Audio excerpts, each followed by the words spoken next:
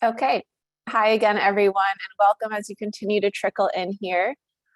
This is the Farm Bill 101 webinar hosted by the Wallace Center's Food Systems Leadership Network. I'm Annalena Kazikis with the Wallace Center, and I help coordinate the FSLN. We're so excited to be joined today by Sarah Hackney and Kathy Day with the National Sustainable Agriculture Coalition, which is an alliance of grassroots organizations that advocate for federal policy reform to advance the sustainability of agriculture, food systems, natural resources, and rural communities. Before we get started, we'll do some quick housekeeping here. So this training is being delivered on the Zoom platform via webinar. If you're having trouble with audio, the bottom left of your toolbar, you should be able to click on the little caret next to the headset icon, and you'll see several options down there. The join with computer option is generally your best bet, but feel free to directly message me in the chat and I'll try and help out. Let's see, please use the chat box to keep introducing yourselves and to also share reflections, comments, and engage with your peers during the webinar. There's so much knowledge in this room and experience with the Farm Bill that we'd love to hear from you and how you've engaged with it. For questions, please try and use the Q&A tool so they don't get lost in the chat box. We'll be monitoring both the chat and the Q&A throughout the call, and we'll have about 15 or 30 minutes at the end of the webinar to go into some of the Q&A or the questions that were asked. And we're also going to be keeping track of those questions in a notes document. So if you're unable to stay for the office hours, those won't be recorded, but we will be capturing all that information and sharing it back to you. So the second piece of housekeeping here is that this training is hosted by the Food Systems Leadership Network, which is a national peer learning community of people and organizations in communities all across the country that are working towards more just, equitable, and sustainable food systems. The FSLN creates opportunities for folks to learn from and with each other, to be connected into a ton of different resources, whether it's mentorship or retreats, topical calls, and trainings like this one. So if this is your first time joining an FSLN activity, welcome, and we are so glad to have you here.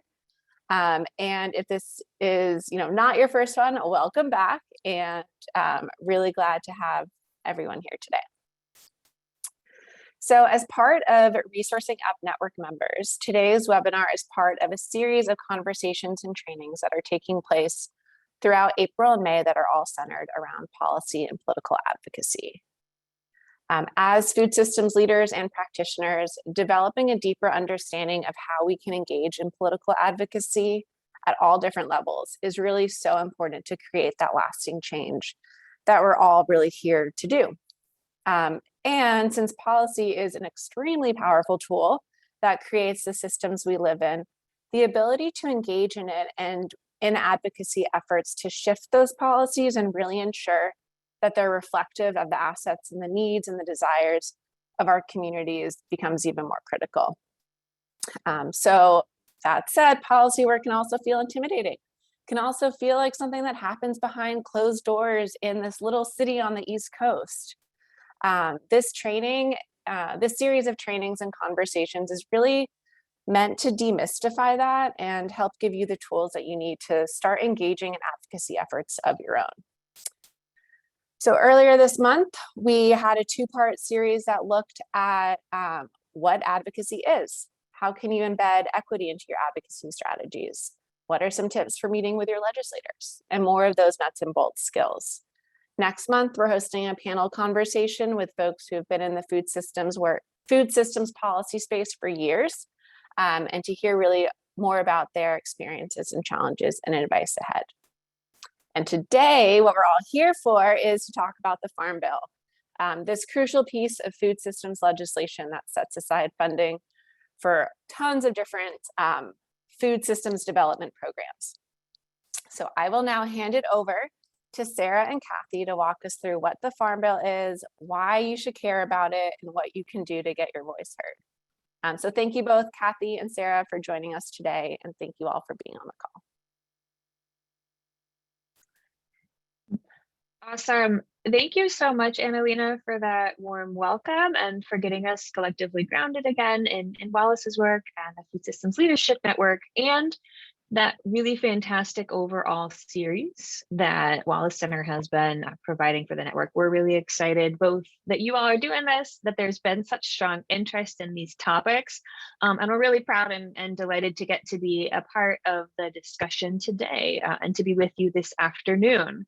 And to get us started here, before we dive in to all the fun, nerdy stuff, I want to say hi. Thank you for using a little bit of your Wednesday morning or afternoon or evening, wherever you are coming in today to talk Farm Bill with us. So this is for Kathy and I. This is what we're going to be living and breathing for the next 2 years. So we're really delighted to bring you into that work and help you feel prepared to be a part of it. So to help get us grounded before we dig in, I'll do a quick introduction to INSAC and to the two of us before we dive in. So again, as Annalena said, we're here on behalf of the National Sustainable Agriculture Coalition. We're a Washington, D.C. based grassroots alliance of over 130 member organizations working all around the country on sustainable food and farm systems work in the field. Wallace Center is an INSAC member, along with many of the organizations who are engaged in the Food Systems Leadership Network. I saw a few familiar names coming through in the chat box as folks greet us, and I think we may have a few more coalition members in the room today. So if that's you, welcome. We're really happy to have both members and partners, and hopefully soon to be new friends and allies in dialogue with us this afternoon. Who am I? My name is Sarah Hackney. I'm the Coalition Director for INSAC. I'm Washington, D.C. based. My pronouns are she and her.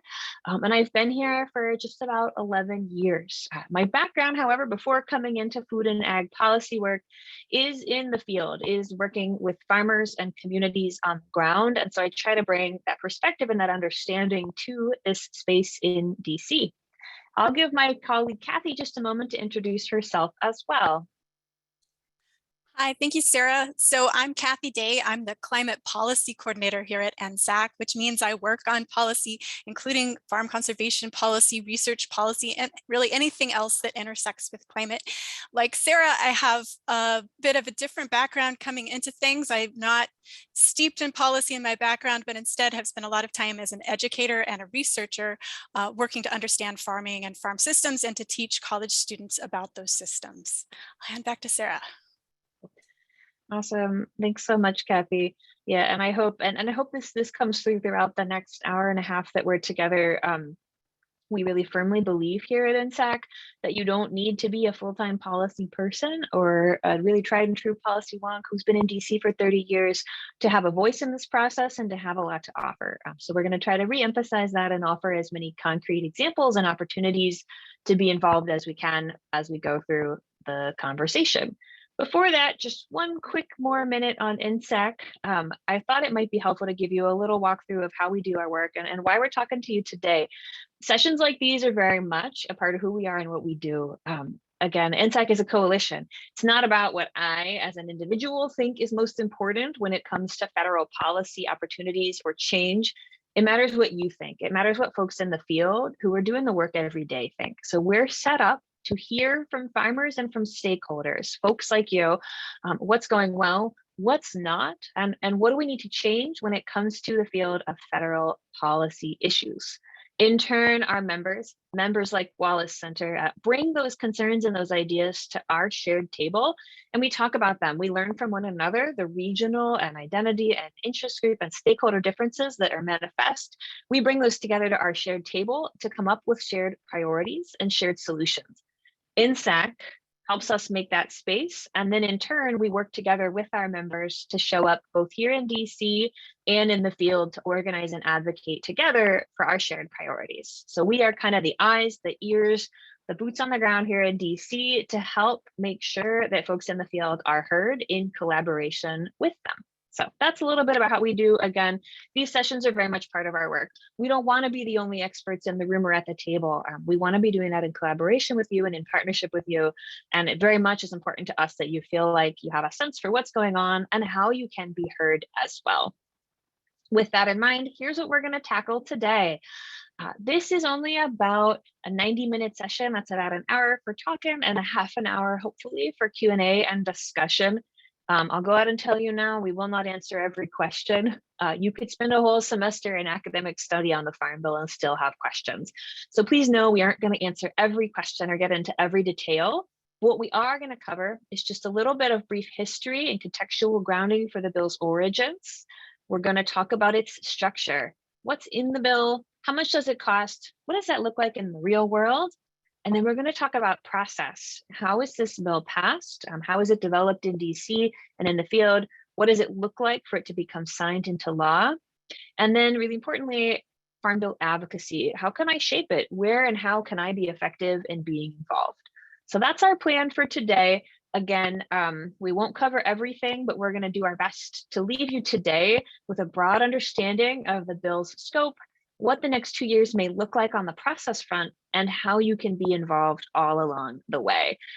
If you are a beginner, please know there are no bad or silly questions here. We will welcome questions throughout the way in the Q&A box. We're not going to interrupt the flow of the presentation to answer questions in the middle. We'll hold them for the end, but we love them. So don't hesitate. There's no like, oh, is this a dumb question? Please feel free to ask it. That goes for both beginners, or if you are one of those folks in the room who you think, oh, this is my 5th Farm Bill, I've got the hard questions today. Bring it on. Can't wait. Those are welcome in the chat box too. And again, we're going to hold question responses primarily to the end. I'll try to answer any kind of technical or clarifying questions along the way, but we'll hold most of that to the end, just so that we can focus fully on it when it's that time. So again, that's the plan. That's the map for the next hour. And with that, I'm going to kick it over to my colleague, Kathy, who's going to lead us off, starting with that quick history context. All right. Well, thank you again, Sarah. And so let's dive into this and start with a little bit of that history before we get into the nuts and bolts of what the Farm Bill actually is and contains. So first, the Farm Bill is what we call a piece of omnibus legislation. So that is a large multi-part bill with lots of programs, policies, and funding. The original Farm Bill dates back to the Dust Bowl. And that original Farm Bill, which was really 3 separate but related farm bills, those were enacted in the 1930s as part of President Franklin Delano Roosevelt's New Deal legislation. The Farm Bill came about as a means to address 2 concurrent problems. One was rock bottom prices for farmers due to overproduction, and the other was extensive hunger and poverty both on and off farms. So each of those early farm bills sought to tackle catastrophic erosion, soil loss from drought, poor land stewardship. So it was bringing in a few things in addition to those pieces that were addressing poverty and overproduction. So that meant it also addressed lack of credit for small farmers, basic rural infrastructure needs, unfair export and trade policies, and a lot more. So we can see these historic origins when we take a look at the outlines of new farm bills today. If we look a little bit further back before those first farm bills, we get some important context for what we see now. So we can see the stolen land and labor that underpin our agricultural system going back to the founding of our country and before. So first, our agricultural system was established based on land successively stolen from tribes through unfair treaties, through the Homestead Act, through broken treaties. And the map that you can see here reflects that history of land loss, where it settles from blue to red. Those red are the present day reservations. The blue is where folks lived long before those reservations were created. But the system was also based on stolen labor, and that was especially reliant on enslaved African people. So it's important to name that history because the early farm bills also in many cases excluded farmers of color and communities of color in how their programs were set up and delivered. And they directly contributed to generations of land loss. For example, because most farm workers at the time of the New Deal were people of color, farm workers were explicitly excluded from minimum wage protections that were instituted at the time. That still affects their wages today. In addition, the USDA often refused to give loans or denied program payments to people of color, and that drove land loss for Black and Indigenous farmers. So it's important to note that historical context because we are still navigating it today. And you don't need to look hard before you see many of the places where racism is built into the structures of our current farm system, our farm food policy, and in opportunities for us as advocates to shift policies to being more equitable. So farmers of color continue to experience challenges in accessing USDA programs, ranging from loans to conservation payments. Advocates and farmers have long been working for policy changes to address the structural inequities baked into federal food and agriculture policy. So that has included things like dedicated funding for groups, including farmers of color, who have faced significant discrimination at the hands of USDA. So that's to redress ongoing harm and to design programs and policies to work more equitably. So benefits do not disproportionately benefit larger farms at the expense of smaller, diversified, and sustainable operations. So improving the policies in the Farm Bill is a way to work to address inequity and to advance more equitable policies for everyone. All right, so we have that history in mind. What is the Farm Bill? So the Farm Bill is this piece of legislation that is developed roughly every 5 years. And that piece of legislation shapes what we eat, what farmers grow, who can access land and capital, and the health of our natural resources. So it contains policies, programs, and funding. So everything from rules around who's eligible for a farm loan to funding for food assistance for low-income families. It does still reflect in ways some deep-seated structural inequities, and that presents us with an opportunity to drive change. So on the next slide, we've got an image of all these pieces of the Farm Bill, and we can see how the Farm Bill shapes what we eat, for example, by shaping the commodity programs that make certain foods cheaper than other foods. It determines our nation's farmers' choices by shaping which crops and which farming practices receive federal support. So the programs in research, conservation, innovation, the farm safety net like insurance, those all help make certain practices easier and other practices more difficult to implement. The Farm Bill also shapes our environment and natural resources because it determines the degree to which farmers must or can control water pollution, air pollution, and damage to ecosystems that are caused by energy-intensive farming systems. And lastly, the Farm Bill influences our economy in a large number of ways, but for example, it shapes job opportunities in agriculture, it affects crop insurance, it determines what credit systems look like for farming, and it shapes the development of farm infrastructure, among many others. So there are a lot of influences that the Farm Bill has on our economic system. Now, before we dig a little deeper into the Farm Bill itself, let's situate it in that overall landscape of federal policy. So there are a number of steps that determine what ends up in a Farm Bill. And the first of those, from one point of view at least, is the elections process. So it matters that we get people into office who care about sustainable agriculture. That's one important piece of the puzzle. But we at NSAC do not work on that piece. We do not work in elections, and we're a bipartisan organization. But another important piece, and that's what we're talking about here today, is authorization. So this is the process through which federal policies are made, and it determines both the outlines of the policy and some decisions about funding of the programs. Our work here includes supporting good legislation and stopping bad legislation. It can also include developing new programs, winning increased funding, and making changes to policies or programs to reflect farmers' changing needs and communities' changing needs. So again, when we're talking about the Farm Bill, we are talking about this authorization step where the bill is first created. But there's more to it than that. The way that farm programs actually reach farmers on the ground is also shaped by annual appropriations processes. These can add funding to certain programs, or in some cases, provide all of the funding for programs that enable them to function. So climate hubs and Grazing Lands Conservation Initiative are two examples of programs that only function because they receive annual appropriations, at present at least. And then on top of that appropriation step, there is implementation. This is where we at NSAC are talking to USDA and talking to other federal agencies as well about how to turn laws into the rules and the guidelines the agencies will use when interacting with farmers and communities who use the Farm Bill programs. And then finally, there's evaluation, where we at NSAC, people in Congress and associated with Congress and other institutions analyze how well policies are working. And then we all circle back around to improving the policies for the next time.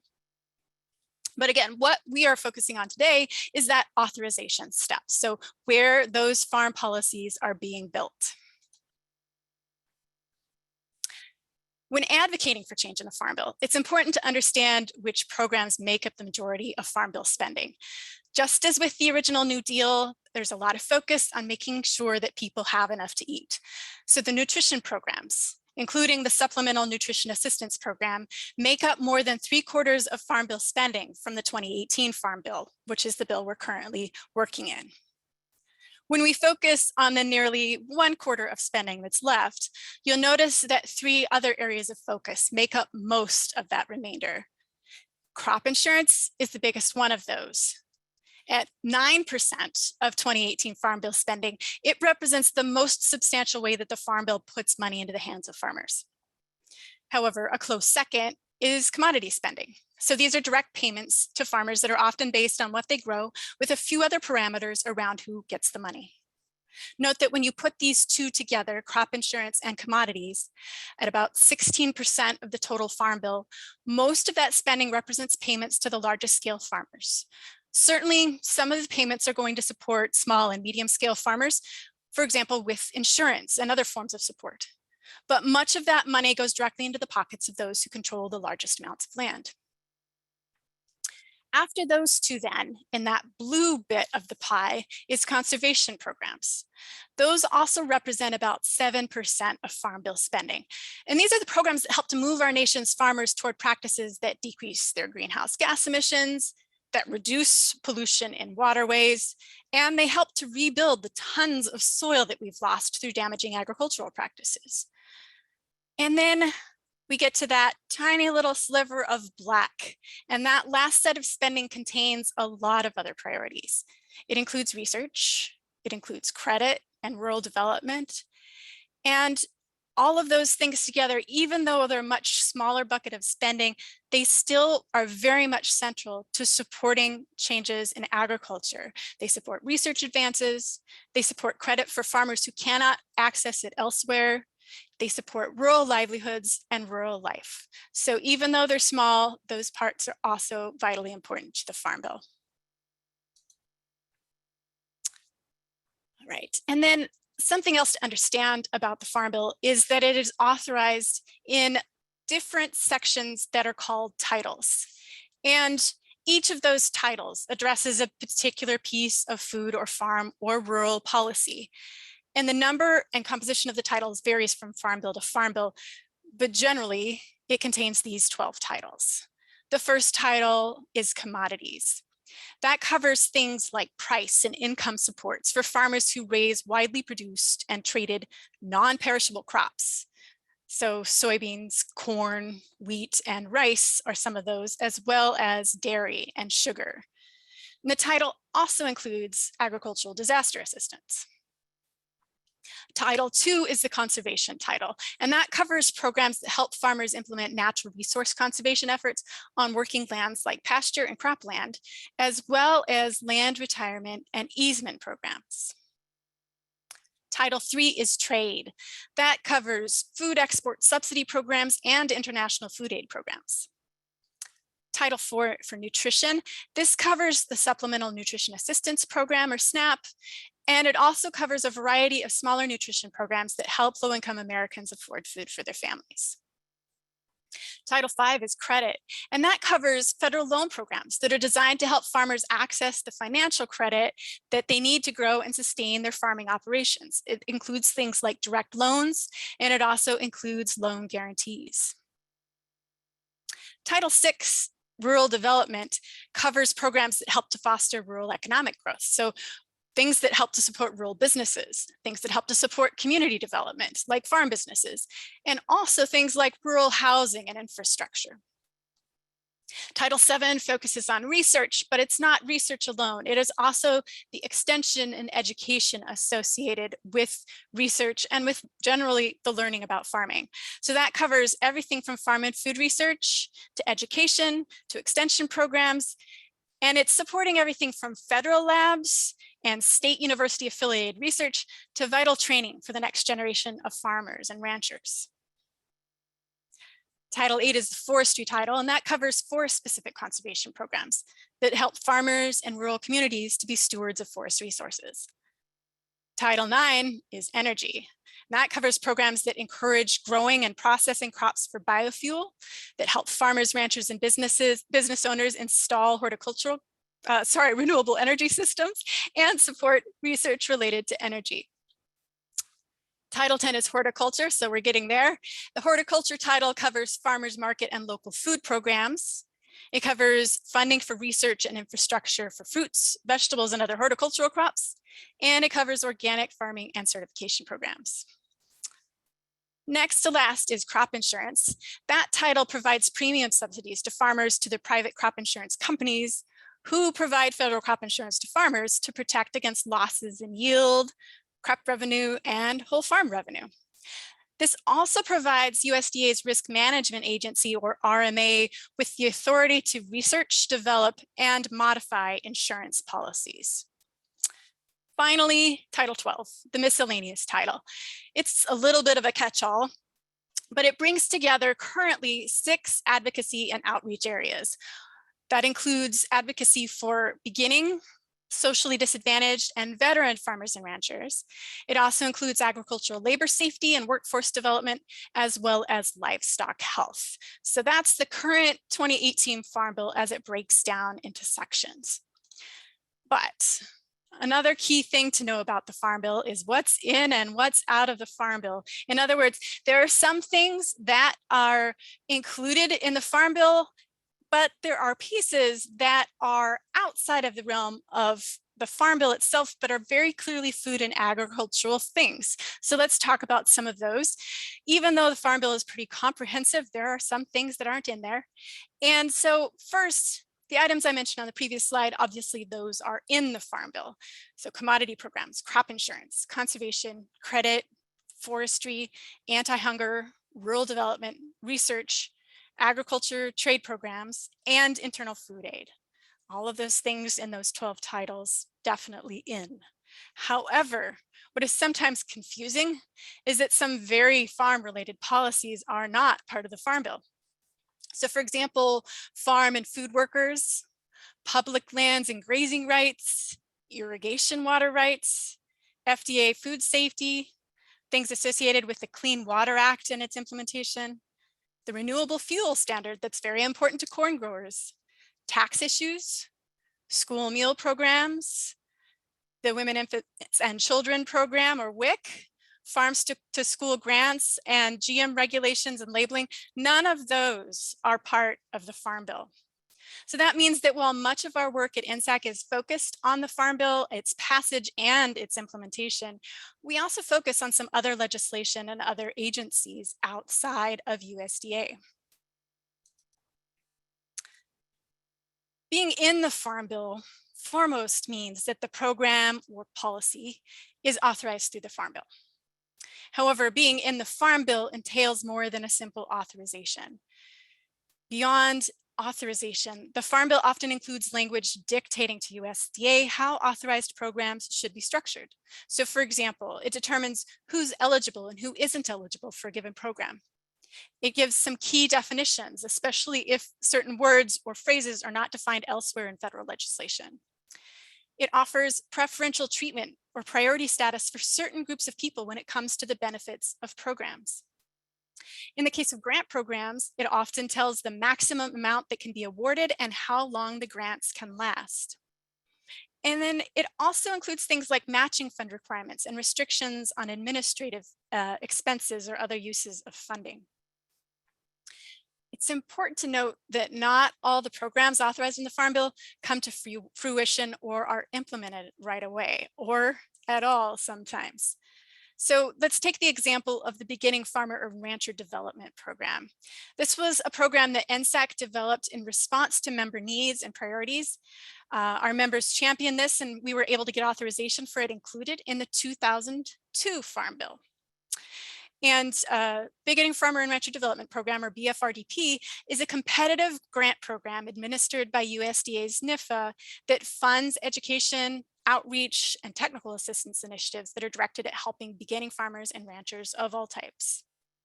The authorizing language in the Farm Bill includes key definitions, and it restricts applications to groups or networks that include local government and nonprofits, but individual farmers can't apply for this. There are priorities within the program in terms of who gets access to the funding first and most. There's a match requirement, and there's funding. So we'll talk a little bit more on the funding on the next slide. But remember how I said not all programs are implemented? Well, NSAC was able to get BFRDP authorized and structured, as I've laid out in the 2002 Farm Bill, but it wasn't funded until the 2008 Farm Bill. So it really only existed on paper until 2008. But in 2008, mandatory funding was provided to set up and run that program. So let's talk about that funding piece. There are some key terms here that delineate exactly what funding is important and how it gets assigned. So there are two types of funding components. One of those is discretionary, one is mandatory. Mandatory is just what it sounds like. This is language in the Farm Bill that mandates a certain amount of money be provided to authorized programs. I mentioned earlier how the BFRDP program secured mandatory funding in 2008. Mandatory funding is typically a set amount in mandated funding for the life of that Farm Bill. Discretionary is the other type, as I mentioned, and it's not as good as mandatory if you want a program to be funded.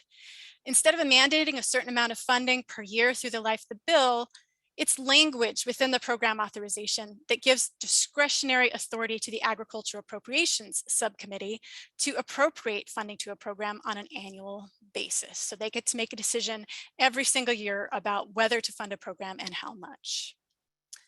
An example of that type of funding is the Sustainable Agriculture Research and Education Program. This is another program that was very important to NSAC and was the first one that NSAC successfully championed and got authorized in the Farm Bill in response to priorities of the coalition's members. SARE helps to formalize and provide funding for farmer-driven research in sustainable agriculture, and it also helps to disseminate the results to other farmers.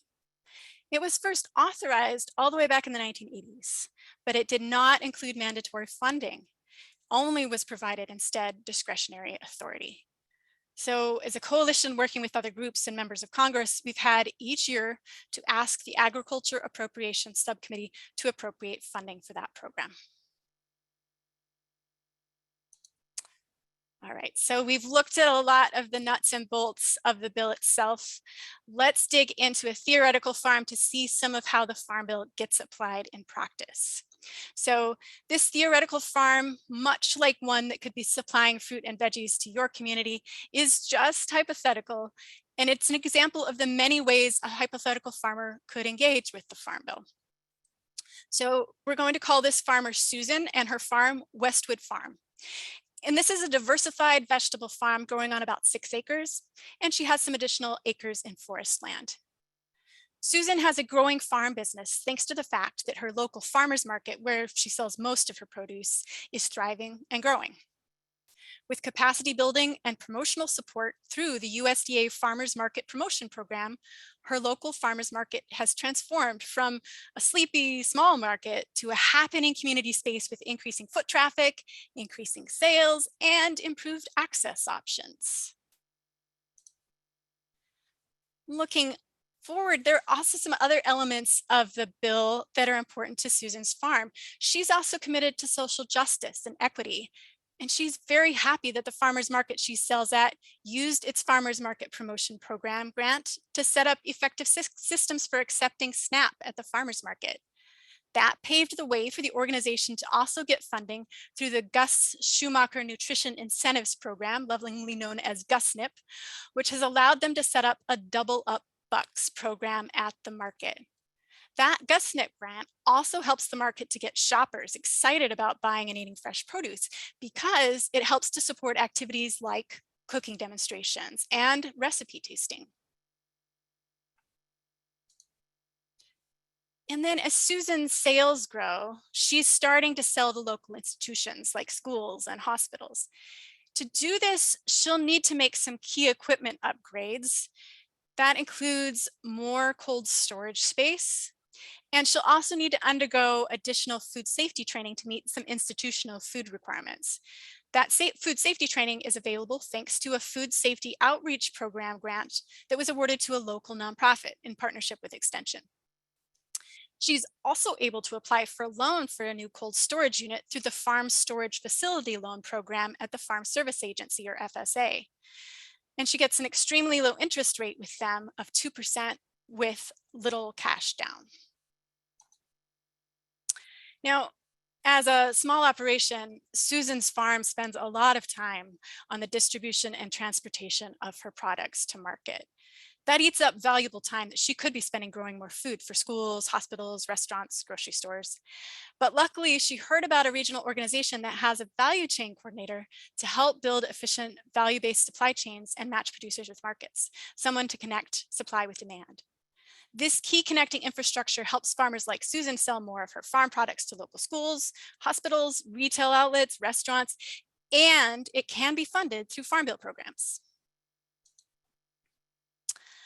Finally, Susan really cares about the environment and about stewarding her land responsibly, both her land in production and the acres that she has in forest. Through Farm Bill programs called the Environmental Quality Incentives Program and the Conservation Stewardship Program, or respectively EQIP and CSP, she's able to receive financial support for practices that help improve her soil health and her wildlife habitat. So that includes a short-term EQIP contract to support integrated pest management and a 5-year CSP contract that helps her offset costs in cover cropping and in maintaining pollinator and wildlife habitat on her farm. In addition, as a person of color, she's eligible for a higher cost share for EQIP funding, up to 90% of her expenses, and for a specific funding set aside within both of those programs. She was also able to realize her dream of owning farmland in the first place with assistance from the FSA's farm ownership loans. So you can see there are a lot of intersections between the Farm Bill and the operation of a hypothetical farmer in their community. In this story, we focused on the opportunities, but part of the reason that we're here is we're engaging in this process in order to ensure that when the programs aren't working as they should or could, we're stepping in at every step in the process to push for policy and programs that help rather than hindering or harming access.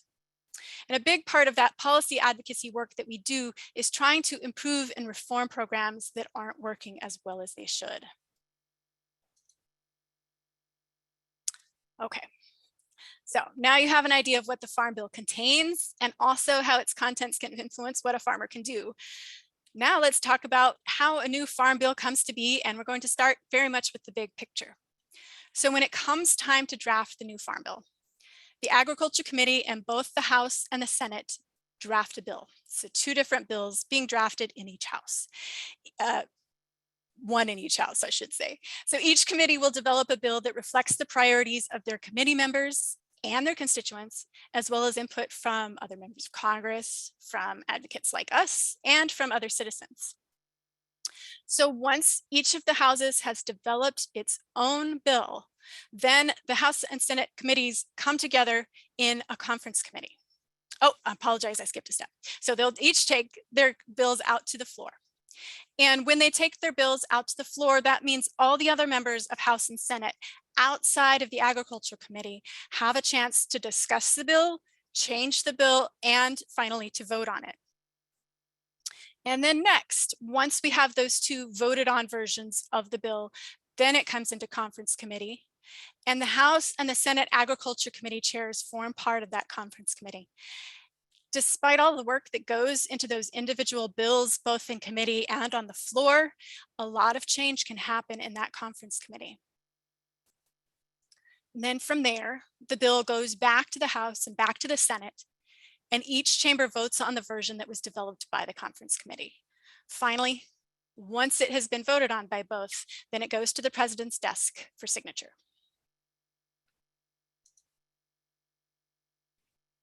Now, it all sounds very straightforward, but when it comes to the Farm Bill, there are some key political influences to understand. You already have some idea of this from the pie chart that I walked you through before, but think about the Farm Bill as a long freight train with two powerful engines up front that are driving or pulling the whole process along. First, and the original engine, is the farm commodity programs. So those support the production of staple, non-perishable, and generally storable commodities, as we've already talked about. So you'll remember things like corn, soybeans, feed grains, wheat, rice, and peanuts, beans, oilseed, sugar, cotton, and dairy. So quite a few staple sorts of things. That's one engine, the commodity programs. The other is the nutrition programs. So from the beginning, but increasingly important over the past 5 decades, is this nutrition piece of the Farm Bill that includes a variety of federal nutrition programs, most importantly, food stamps, which we now know as SNAP. And the interplay between these two engines of nutrition and commodity has long been central to the passage of modern farm bills. The engines drive and pull the process along with the rest of the programs and policies. So they drive things including the conservation programs, the credit, rural development, food programs, research programs, and more that represent those freight cars of the train. And the freight cars don't generally go anywhere without those other two engines pulling the process along. So the process of fixing up the train engines and determining what's going to be included in the freight cars, so in other words, the process of developing a farm bill, is under the joint jurisdictions of the House Committee on Agriculture and the Senate Committee on Agriculture, Nutrition, and Forestry that we talked about on the previous slide. So we have those political pieces in mind, but who has the most influence in the creation of the Farm Bill? First and foremost are those key legislators. Those are the folks that sit on the House and Senate Agriculture committees. They have the most say over the bill, the most chances to directly take votes and shape it. They have the most cards to play in shaping the bill. However, they also listen to input from multiple sources. So certainly they're listening to other members of Congress in bills that they've brought up, for example. The Agriculture Committee also holds a series of hearings leading up to the Farm Bill so they can hear ideas from constituents and from experts that range from people like farmers to university professors to people working for the largest agribusiness corporations. As part of that process, they also hear from all kinds of advocacy organizations who work in farming or food or rural areas. And then finally, and importantly, they do listen to voters who express what they want to see in the bill. As all of this is developing, a key tool in the process is what is called marker bills. So marker bills are created well in advance of the actual text of the Farm Bill. They'll support particular elements of agriculture policy. For example, a marker bill might push for crop insurance reform or better tools to address climate change in the Farm Bill. Marker bills are created in part to help draw support from others in Congress for changes they want to see in the next Farm Bill. However, they're not intended to be passed as independent, separate legislation. Instead, they're set up to become part of the larger Farm Bill omnibus in the end. Okay. So there are a few things about this particular Farm Bill round that make passage of the 2023 Farm Bill uncertain. There are some deadlines that Congress is supposed to follow. For example, a new Farm Bill supposedly should be passed by September of next year because the old one will expire at the end of the fiscal 2023 year, so September 30th of 2023. But there are often circumstances that complicate this process of creating such a large new bill. However, House and Senate both are getting started with hearings. The House has already begun, the Senate is about to explore topics and hear from stakeholders. So they're on track, if perhaps a little later than they might be in some cases, to getting the input that they need to build changes into the next Farm Bill. But another twist to developing this Farm Bill is that we have an election in the fall, and that may shift the balance of power in the House, the Senate, or both. And it could change who chairs the House or the Senate Agriculture Committee, and therefore who leads the drafting of the bill. And another complicating factor is that the pandemic has slowed the process a little bit. Lawmakers are still evaluating what their priorities should be, and many marker bills are still in development. Farm bills aren't always passed on time. So we're working toward 2023, but don't be surprised if it stretches past the expiration date. All right, so before I pass this back to Sarah, I want to highlight just a few of what we often call on our end buckets of policy that we're likely to be focused on in the coming year. The first of those is tackling the climate crisis as far as it concerns agriculture. So that includes expanded working lands conservation programs, improving EQIP and CSP and others to focus more on climate, and accelerating the adoption of practices that reduce greenhouse gas emissions. Another thing we'll focus on is reinvesting funding in and expanding key local and regional food system programs and infrastructure. A third is the advancement of racial equity priorities across all the USDA programs, including access to credit and land. We've seen a lot of improvement in USDA in the recent year or so, but there are still plenty of places for improvement. And we address needed structural reforms around things like crop insurance, the commodity subsidies, and a lot more. So with that, let me pass it back to Sarah to talk to you about how you can get involved.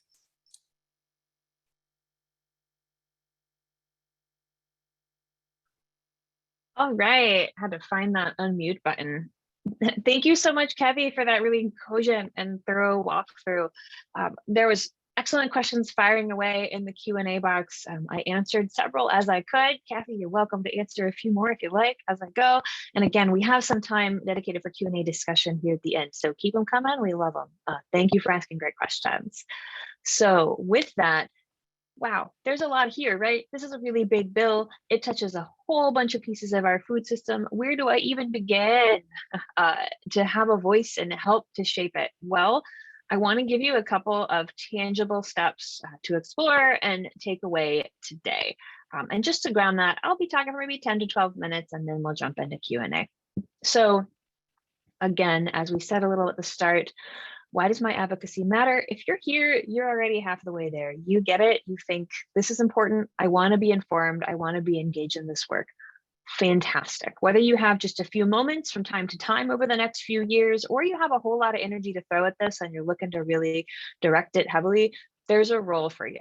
I'll affirm if you're feeling some intimidation or like, whoa, this is a lot, please know you're not alone in that. I can assure you, we still want your voice in this work. True quick story. Before I spent time here in DC doing policy work full time, I actually was somebody working full time at the community level. I worked at a local nonprofit. I ran farmers markets, did a lot of regional food infrastructure and food access work, tackling really important issues to my community. I didn't really touch the Farm Bill. I just thought the money showed up. However, I did apply for federal grants. I did work with farmers who were having a really hard time making a living. I had a ton of experience with and opinions about how things could and should be better in our food system. At the time, I didn't know, does my opinion matter? Is it a part of this work? And then one day I got a call from an INSAC member and they said, hey, we are learning about this BFRDP, the Beginning Farmer Rancher Development Program. We want to improve the program for grantees. And I said, oh, you are speaking my language. I can't wait to tell you how this program could work better. And with that, I was hooked. I got to give my input. I got to have a voice. I got to in turn be a part of making calls to improve that program in a Farm Bill cycle. And the rest is history. So again, I just want to let you know there's on-ramps like that for you throughout this work, whether you have a few moments or a whole lot of time. And just a moment on why does it matter? I put it here. It's pretty clear. Again, if you're here, you get it. I want to say though, I can assure you, as someone who lives in DC, if you're not speaking up for yourself, someone here, someone probably well paid on K Street, working for a large industry group, is really happy to speak for you. And we're not cool with that here. We think it's really important that it's not just people who can afford well-paid lobbyists who are heard in DC, that it is voters and farmers and eaters and every single person whose life is affected by this bill. So you do have a voice, and we want you to be a part of it. Similarly, we have an education opportunity. There's a lot happening in Washington. Lawmakers, an issue that we know and understand deeply, may simply have not come on their radar ever. We have an education responsibility and opportunity to lift up our needs and our issues for this audience. And then finally, just to affirm, policy is one tool, it's not the only tool. It is policy advocacy is best understood and situated in a larger movement context as a complement to the mutual aid work you are doing, the infrastructure work you are doing, the farming you are doing. It is one piece, it's part of that larger puzzle that we're all a part of together. So with that, let's talk about how to be involved. And I'm going to use kind of 3 key ways to think about it. How you can listen and learn and get informed, how you can play a role in that education work, and finally, how you can make the ask, how you can tell folks in Congress what you want early, often, and strategically. First, it starts with listening. This is especially key if you are a beginner to this, if you are just getting started in this world, no shame here. Some great groundwork steps that are really critical not to skip. If you need a refresher, who represents you, or if you're working in community and you want to offer this as a power building or like learning opportunity for folks with whom you volunteer or work, helping folks get informed on who represents them is a great first step. We recommend govtrack.us. It's a really simple tool. You can place your address. You're going to get your lawmaker. It's going to show you not just who they are, their party. It's going to show you what committees they sit on. And again, remember what back to Kathy said, if they sit on an agriculture committee, they are extra key in this process. And lucky you have a lot more opportunity to shape the bill. Likewise, it's going to show you recent bills they've introduced and taken positions on. So you can start to get a sense for who are they and what are they doing when it comes to food and ag. The next thing I recommend, and again, at this point in the process is a good first step, start to get a sense. What does my congressional delegation think about this work? What are they supporting and opposing? What are they talking about? We encourage signing up for their email newsletter, following them on social media, and doing a little digging into their background. Again, what I want to tell you now, you may not necessarily find really clear information right away about what they think about a given program or policy. You probably won't find much of anything about the Farm Bill right now because we're still early in the process. But what you're doing here is setting up the infrastructure. So as it moves forward, you can be in the loop and you can have opportunities to shape them and be in dialogue with them down the line. You might also see, I'll harken back here, Kathy mentioned those marker bills. Taking a little look on your lawmaker's website, on a website like GovTrack, you can have a look. Have they introduced a bill recently that has to do with food or agriculture? It may be a marker bill.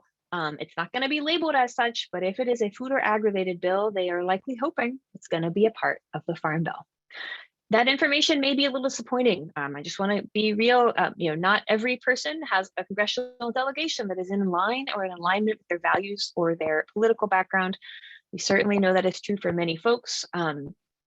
It is disappointing, it is frustrating, but it doesn't mean that we can't do work or that we can't continue to engage with them. It is still a value to know where they are, where they stand, and who they are, not giving up. Partly because elections happen, seats change, and 2, something really important to keep in mind, even if someone may never be the fullest supporter of the work we're trying to do together, reducing their opposition, getting them to neutral can also be a helpful tactic. We'll talk more about that. So that's listening, simple groundwork to get you started. Let's say, okay, you say, okay, I know that, I've got my lawmakers, I'm already on that list, I'm ready, what next? Want to talk a little bit about educating your lawmakers. So again, this may seem simple or like, oh, wow, of course. I want to offer it here for anybody who's just getting started and to affirm why these steps that seem really simple actually really matter. If you have not yet had the opportunity, and again, I recognize in a COVID world, that shake hands might be a virtual Zoom shake, it might be a waving from across the room, or it might be an in-person event. We trust that you're going to be at different levels, that's okay. So you can interpret that as virtual if you wish. But if you haven't yet met or showed up at an event and gotten a chance to introduce yourself to your lawmakers' staff, this is a good time to start doing that. Every single member of Congress has a DC staff and a field staff that's going to be located a little closer to you.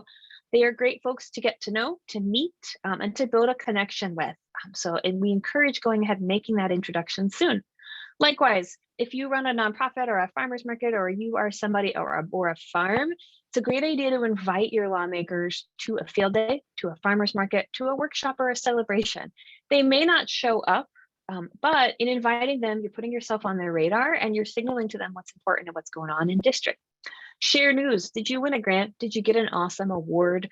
Are you a part of a federal program or an opportunity? It's good for them to know. Again, to that point, they often don't know the scope of what's happening in district, and putting it on their radar helps them see, wow, this local organization is receiving federal funding to do some really critical work in our community, and here's how it's benefiting our community.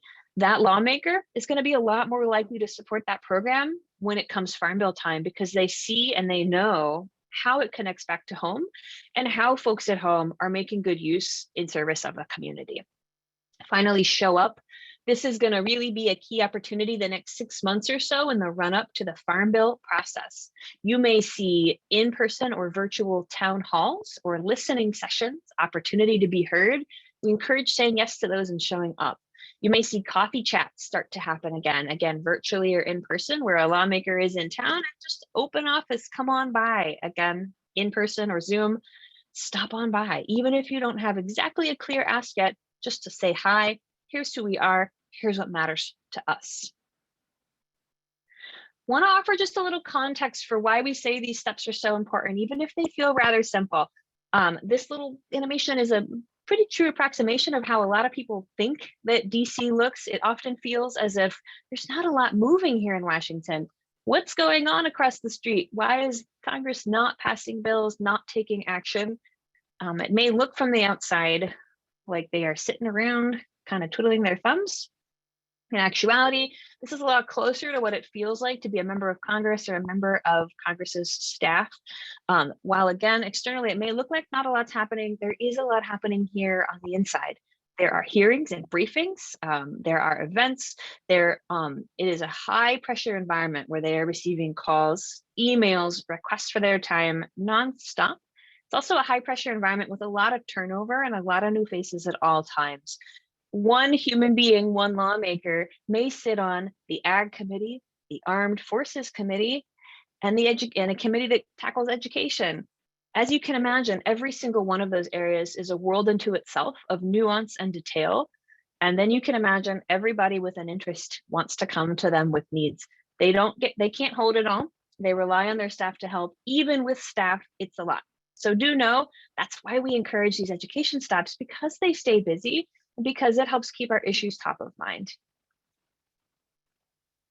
So let's say you've got your learning in place, you know who they are, you know what they're all about, you have done some of that educational groundwork. First, thank you. That is fantastic. You're ready to make an ask. You're ready to say, okay, this is who we are, this is what matters to us, and here's how you can help in the Farm Bill. That's the phase of work that you're going to start to see move into the fore a little later this summer and into the fall and into early next year. Right now, it's all at the big idea phase. Lots of opportunities, lots of thinking, listening sessions, field hearings, taking stock. Lawmakers are working now to sort of decide, what are my priorities? What am I going to do?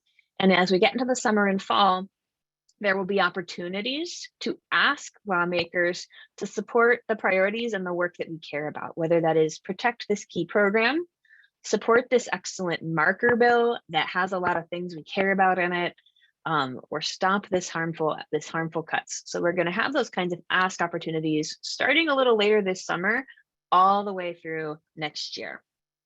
When it comes to making an ask, I want to first say anything you can do is helpful. Informed and engaged folks are critical. But please don't think you have to get everything perfect before you can make an ask. There is no silver bullet or no quick fix in this work. And there is no one perfect ask that will cover it all. So when I say make the ask, we're going to talk a little bit about how you can do it with just a few moments and how you can sort of build more support over time for the bigger lifts and the things that are a little tougher to pull off. So I'm a busy person. I'm out in the field all day. I am keyboard jockeying 8 million emails a day. I have about 90 seconds. What can I do that's helpful? Here's a quick rubric to help you get a sense for when and how it's worth your time. First and foremost, again, we are beginning the Farm Bill process. You're going to get a lot of asks over the next 2 years in a couple of different categories. You're going to get asks to call your lawmakers, to email your lawmakers, to sign a petition, maybe even to sign an organizational sign-on letter or a big group letter with a series of asks included. Those are all fine tactics. Those are all tactics that organizing institutions like NSAC use to show and build support for an issue. If that ask coming your way, if it has a clear ask, if there's a clear ask like support this bill, invest this money, stop these cuts, that's a clear ask. It's a good sign. Is there a clear target? Is it clear why they're reaching out to you? Is your lawmaker going to help? And does it really help amplify a solution that you care about?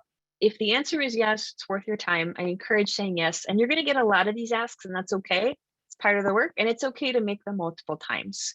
We put in here a little guidance around calling your legislator. I want to note, with the advent of COVID, folks have been a little inconsistent about answering their phones over congressional offices. However, if you're okay with the telephone, if you're old school like me and you like to use the phone, it's still a valuable tactic, and they are starting to regularly answer phones again. So it's still a valuable tool. So again, one quick other thing here, you're going to notice again, this is going to be consistent over the next 2 years. The asks will look different. Some will be offense. Support this really amazing reform. Support this bill. Invest this new funding. Some might look like defense, like we need to stop this bad action or this bad thing from happening. Please expect to see both, and expect to see those starting to roll out this spring and summer all the way through next year at each phase of the process that Kathy named earlier in our section. This summer or fall, it might look like support this bill, invest this money. Next spring, when there's a bill, it might look like support this amendment. So just note, you're going to see those kinds of asks the next 2 years. All right, ready to do a little more. Let's talk a little bit about the next level up, how to level up from the basics to what it really takes to achieve bigger wins over time. This is the hard stuff. Over the next 2 years, if we want to see the kind of farm bill we hope for, that is a significantly better bill, that's much more deeply committed to investing in sustainable and equitable farm and food systems. It is no short thing. It is no small task. It is a big push. And if we want to get there, it's going to take what I like to call the 4 Ps. As you can see, we love alliteration around here. So stepping up a little bit. This is really essentially how we make it happen. Those 4 S's I talked about: shaking hands, sending information, showing up consistently. Doing that consistently over the next 2 years is how we name persistence. Our team will do that here in DC. We'd love for you to do it here in the field too. Keep showing up, and it, again, it's going to be a long haul, so that persistence matters. Second, pressure. One ask, one person making a call, it matters. But what builds it, what amplifies it, is when it's 5, when it's 10, when it's 500. And so you build pressure, the more folks you have engaged in your work. We think great ways to amplify include social media, traditional media, and good old-fashioned power mapping. Who in my community or in my region can reach this lawmaker, and will they help us out? Next one, partnerships. This is really key, and I saw someone ask a question earlier that we'll talk about. How do we do this work without stepping on each other's toes? There is no simple way to not do that. It is complex. The more that you can be in dialogue and in partnership with folks and not reinventing the wheel, the better. There are folks working on just about every issue under the Farm Bill sun. I encourage linking up. Join a call-in day, a sign-on letter, a local action. Offer to add to, offer to support and enhance. There's a lot of opportunities to do that, and it may feel a little chaotic, like, wow, there's a lot going on. Please know that's normal. That's a part of the work, and we can roll with that. And again, there is no one magic coalition or one magic entity to do everything. It's a healthy ecosystem. There's a lot of amazing people doing this work who've been doing it for decades. We encourage you to find your folks, to find your network to link in with, and join a collaborative effort. I want to also name here the importance and value of allyship or accompliship. Sometimes the best thing we can do is actually step aside, right, and cede the mic to others who need to be at our table. Be willing to lend our voice, our platform, our resources to common cause in our community. This is a really important way to step up our game, especially as we seek to center marginalized voices. None of us holds all the answers, and as you all know, those closest to the problem and most impacted have a lot of really great solutions and are critical to be at the policy table. So if you have opportunities to be an allyship, to be an accomplice, that is really important to be planning for and thinking about now. And really important, you do not need me to say this. I imagine that many of you have this lived experience and knowledge. Structural inequity in our larger society means that even when some of us do speak up, we aren't always heard. This can show up through our identities. Folks who experience marginalization due to their race, their ethnicity, their gender, can also show up through our resources, whether or not we have the financial resources to show up regularly and be present in a place like Washington, D.C. It's important to acknowledge that these power dynamics in our society, they show up in how lawmakers craft legislation in D.C. too, and we have work to do to dismantle those and push against those and reject those in our work. I want to add the last P here. This is a really important one. And if you had told me 11 years ago when I started this work, I would have said, oh man, that sucks. Patience. Patience is key to how we're going to get where we try to go. We want to act with urgency. You all probably well know we don't have a lot of time on the climate crisis. The clock is ticking. However, the urgency we feel to take on the big issues of our time must be acted on within the context that policymaking work takes time and we don't always win. It can take a few farm bills to win. It can take cycles, years to build the power. So we have to have that long lens or that long approach so that we can sustain our energy and our heart for work that none of us started and that none of us will fully finish. So I want to encourage that and name that because that will show up both in this cycle. 2 years is going to feel long. There's a lot of opportunities over the next 2 years, but it will feel long. And to note that it will go beyond the next 2 years into future cycles as well. This is our role and our opportunity and our honor to speak up for what's right and what's needed no matter what.